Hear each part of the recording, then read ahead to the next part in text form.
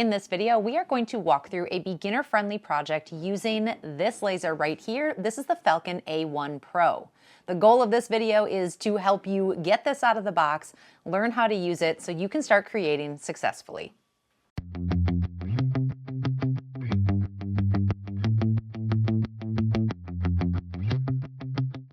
Hey, I'm Sarah, you're watching Creative Ramblings. We talk a lot about lasers on this channel, so if you are a laser crafter or thinking about getting into that, definitely subscribe. I am sure you will find videos here that are helpful to you. Today we're focused on this laser right here. This is the Falcon A1 Pro. It is a 20-watt diode laser, and then it has an IR you can put in it. It's got a bunch of different accessories. This is a pretty cool machine. I have done a high-level overview of it, which I'll link below if you want to check that out. Today we are diving into a beginner-friendly project. So I'm going to walk you through from start to finish how to make something. We're going to use the software. I'm going to answer some common questions that come up when using the software and machine. So hopefully, if you have this laser or you're thinking about getting it, this is going to give you a really good starting point so you can get going with your laser and have success creating whatever it is you want to create. When you get this laser, it comes almost exactly like this. It's almost fully assembled. There's a few things you have to do to put it together. So right now my laser is plugged into the wall, but it's not turned on quite yet. There is a little key down on the bottom here that you just have to turn into the unlock position. This is just a safety feature, so if your laser isn't turning on, that might be why. I do also have a USB cord here that I'm going to hook up to my laptop. There is Wi-Fi as well available, but I do like having that hardwire USB cord. Then I want to make sure I have proper ventilation. So I have a vent hose here, and I am going to vent this out a window over there. Inside this machine, there's two ways you can open it. There is a top way, and then there is a front cover that comes off as well. So in here is a honeycomb panel, and that I'm going to be using today. You can absolutely do this project without the honeycomb panel, but we are going to be cutting wood, and so I like it being raised up off that base plate. So inside this machine, I am going to put a piece of 3mm basswood. Then I can close my covers and turn it on. There's a little switch right on the side here. So I'm going to let it turn on and initialize. The project we're making today is a layered wood sign. I am making it out of basswood because basswood is a really inexpensive material to use. It's easy to work with, and it's going to cut and engrave beautifully with a diode laser. We are going to go over to the software. I'm going to show you how to bring in a design, a couple different ways to manipulate it, and then how to choose the settings to send that over to the machine so it can do its job. So now that our machine is all on, I am going to take the USB cord, plug it into my laptop, and let's go over to the software. This is the home screen of Falcon Design Space, and we are going to come up on the top right and click New Project. So on here, we're going to see a canvas that is where we can design. Over on the left are all different tools used for designing, and then up on the top, these grayed out tools will become available as we bring designs onto the canvas. Now I mentioned earlier I was going to plug my machine in with the USB cord. We're going to see that down in the very right here. There's a little green light and it says USB connected. When you connect for the very first time, you may have to manually do that, and there will be a button down here to connect. If I had more than one machine, I could choose the one I wanted in here, but we're already set to that A1 Pro, and I do have the 20-watt diode module in there versus the IR module. I can disconnect, I can reconnect, but right now, this is all good. This is where I want to be. The next thing I want to do is autofocus. So I want to click this button right here and let the machine autofocus. This is a really nice feature of a laser. I don't have to do this manually, but essentially it is measuring the distance between the laser and the material to figure out exactly the settings that are needed for this material so we can get the best cut. So let's move up a little bit here to where this says basswood board. If I click on that, I am going to get a whole bunch of different materials. We are using something very basic. We're just using basswood. So I'm going to click on that, and then I can choose the thickness here. We're at 3mm. I'm also going to click all layers because we are only using basswood for this project. And now I can click confirm. So we'll come back and finish up those settings in a little bit. Let's move over to the far left over here. We have the arrow, which we're on. We have a hand tool. If I click on that, I can actually drag the canvas around. The next one here is going to be some shapes, and so I can use these to draw pretty basic shapes on the canvas. I have the ability to type out text here and then manipulate that text using all of these options up here. I have a little pen tool which allows you to draw all different types of shapes. This right here would allow me to set the laser position. So if I click on this, my laser right now is down in this left-hand corner of the material. If I wanted to move the laser up here, I can click there and my laser is going to move to that exact position. This might come in handy later, but for now we don't need to worry about that too much. We have a ruler here, which I'm going to show you in a moment. And then we have this image library. There is a ton of stuff in here that you can use to cut and engrave. You may find some of this helpful in creating designs, or you can create your own or import your own. So that is what we are going to do. We're going to import a design. And so we're going to come down here to the import button and bring in a little spring wreath that I found on Creative Fabrica. I'm going to bring in the SVG. And when I bring it in, it comes in a couple different pieces, and all of those pieces are attached together. So using the tools that are in this software, we can manipulate this image a little bit. So the first thing I want to do is separate some of these pieces. So I'm on a PC here. I am going to right-click and ungroup. So that means that each of these butterflies is now a separate piece, and I want to be careful not to move things around too much.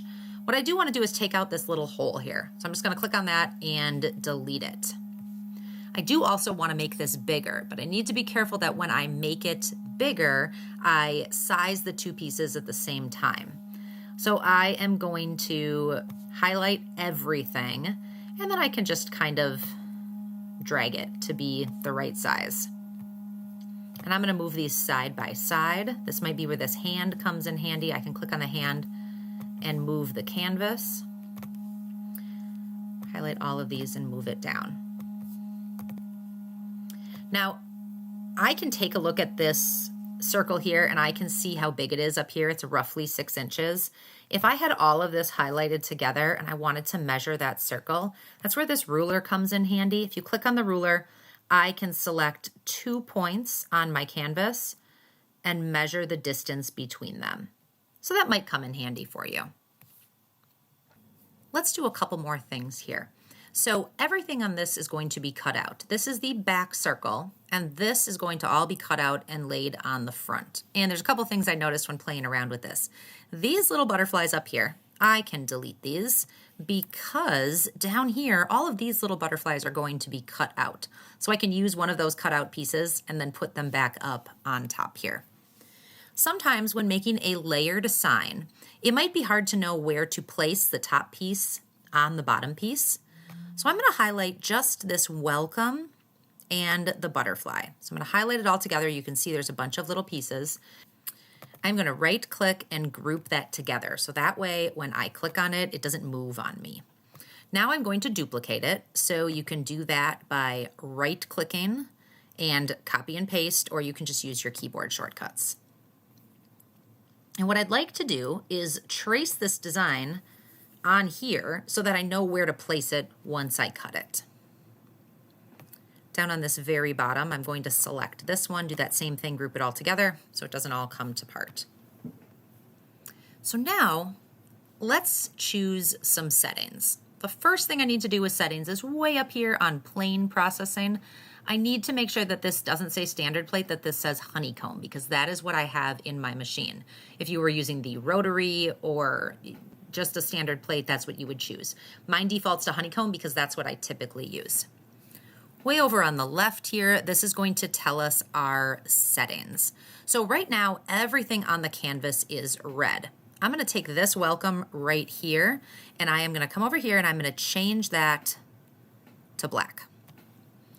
Now up here, I have the 00 that says line engraving, and then I have the 01, which is the red. I'm going to change that to line cutting. So everything red is going to be cut out, but this black line here is just going to be line engraved or scored onto that white circle. When I chose this basswood board down here, these settings were put in for me. So for line engraving, the speed is pretty fast. It's a speed of 5,000, a power of 30. For line cutting, we're at a speed of 500 and a power of 100. The times means how many passes we're gonna do. And then over here is output. So if I needed to cut these on 2 separate pieces of wood, I could turn off one of them for now and turn the other one back on. So one of the coolest things about this machine is that it has a camera. So this is going to help us place the design where they need to be. So I can come over here to where it says camera. It looks like it's connected, it's calibrated. Let's take a photo and see what it shows. Now, remember earlier I said we could move the laser by using that little button. The laser kind of moved right in where the camera is here.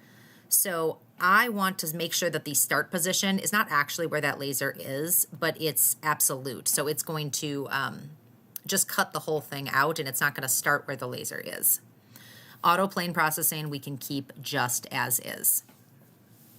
Before I cut, I want to frame. Now if we frame, this is going to show me in the laser exactly where this is going to be cut and scored.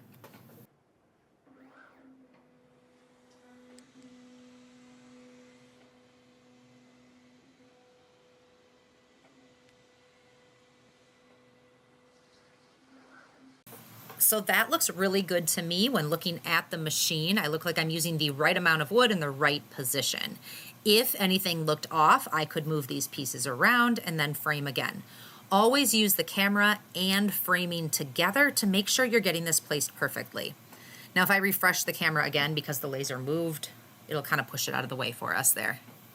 All right, so I think we are ready to start. So what's gonna happen is it's going to score first, then it's gonna cut everything. So we can go ahead and hit start.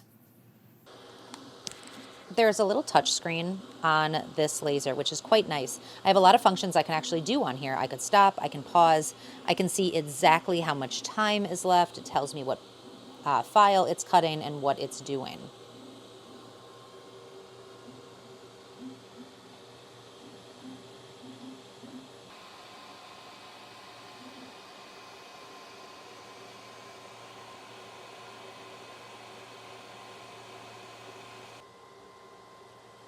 Now that this is done running, the fan is going to run for just a little bit longer, and I don't know if you can see it, but there's still a little bit of smoke in there that's being pulled out of the back. So I'm going to let that run to pull out any additional smoke, and then I'll get my material out.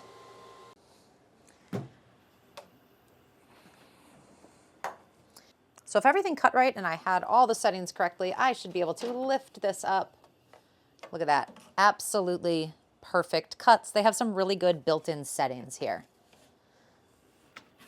This is our bottom piece, and this is what line engrave means. It just leaves a tiny little, almost stencil or outline on the bottom piece so that I know exactly where to place this one. And even though we are going to paint this, I'm still going to be able to see that line so I can have some really good placement here. This technique works wonderful, especially if you have separate letters and you want to know how to space them apart. All the butterflies cut out of here just fine, and I'm going to just save a couple of these because I want to paint them. Everything else we can get rid of. So all of this stuff I want to make sure I pick up and throw away. If I leave this in the laser, it could cause a fire. Can also lift the honeycomb up and make sure that there's nothing underneath there that can cause a fire. All my pieces are ready to go here. I just like using acrylic craft paint that I can use a fine tip brush, paint everything and let it dry. If I'm doing a wood project, wood glue is the best. I like using just a paintbrush, and I put a little glue in my paint tray. I've got my painted welcome, and I can just put the tiniest bit of glue on the back to get into all of these little tiny places. And then this way it's not gonna seep out when I press them together.